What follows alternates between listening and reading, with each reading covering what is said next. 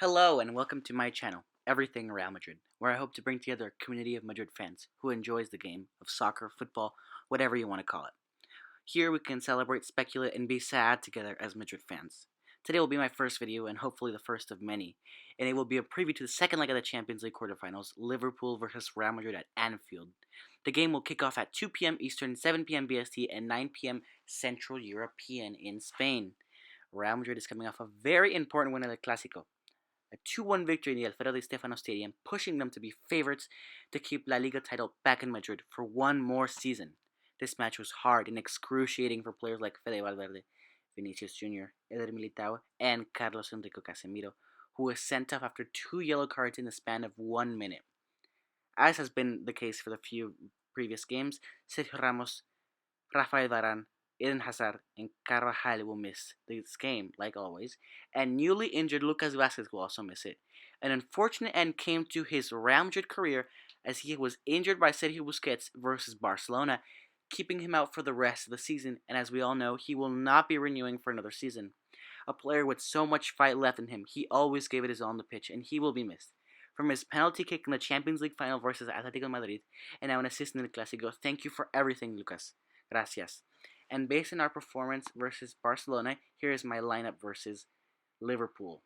It should be no surprise that I have Thibaut Courtois in net because he's found his form after his horrendous first season, and he's been great for us all season long. He's kept us out of our own messes, and if it weren't for him, we would have definitely dropped more points in the league and probably conceded more in the Champions League. Next up, I have a definite starter for me, Ferland Mendy. Ferland Mendy has been one of the best signings in the recent years of Real Madrid. He's definitely going to start this game. He's been a rock. He has no players dribbling past him easily. He's a definite starter. Militao, a player tossed aside by many Madrid fans such as myself. He was left outside of the squad for many times. But after Sergio Ramos got injured and Rafael Varane got coronavirus, he's stepped up and proved himself as a great defender. And the same has been for Nacho Fernandez, who is definitely going to start because he also is suspended for the next game against Getafe because of accumulation of yellow cards in La Liga. He's been always stepping up when we need him, and he does it again this season. Fantastic player. I hope he renews for Real Madrid. Up in the midfield, I have Carlos Enrique Casemiro as a center defensive mid. Like always, this guy's a rock. He's 100% starting, especially since he got a red card and will not play versus Getafe like Nacho.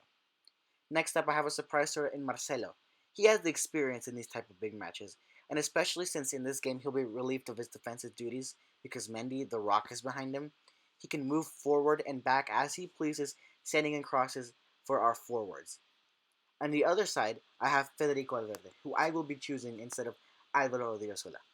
The big breaking news is that Federico Valverde is 100% hurt. This guy is going to need to use painkillers if he's going to start the game. And I'm fully expecting him to start over Alvaro Odriozola, who was a liability all game in El Clásico after coming on for an injured Lucas Vázquez. We saw the runs that Federico Valverde can make, especially in the build-up to Real Madrid's first goal, which he took on almost all of Barcelona's midfield. Next up, we have Toni Kroos and Luka Modric. Come on, we know what these guys are capable of. They showed it in the first leg. They showed it versus Barcelona. In fact, Toni Kroos got man of the match versus Barcelona. He is 100% starting, and so is Luka Modric. Even though they may be tired, I feel like these guys, they always give it all on the pitch. And another surprise, Marco Asensio starting in front of Vinicius Jr. Vinicius Jr. has started versus Barcelona and versus Liverpool. He's definitely tired, and Marco Asensio can provide the pace that Vinicius Jr. has. I am very happy with how he's been performing recently, even though he's been performing not so well before that. Right now, he's picked up the pace. He's starting to look like old Asensio. Karim Benzema, no doubt, in front of the whole team. He's guiding our attack. Karim Benzema is putting all of our attack forward, and he's definitely starting versus Liverpool. And so with that, I think this game will end a 2-2 draw. Liverpool will come out as harder than they did in the first game, especially since they want to win it all. This game will be a lot tougher, and I think Real Madrid will have to go all out in the first half because they do not have the energy to play a full 90 minutes of pure, beautiful football. I think they'll have to go all out in the first half, bagging 2 goals, and then in the second half retreat back because they'll definitely be tired.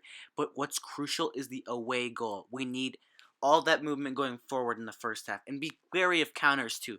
Real Madrid needs to go all out in the first half and get that away goal. It is absolutely crucial, necessary. We know that Liverpool loves these Anfield comebacks. They did it versus Barcelona. They almost did it versus Atletico last year. They can do it again. We need to be wary. Thank you for watching, and that'll be all.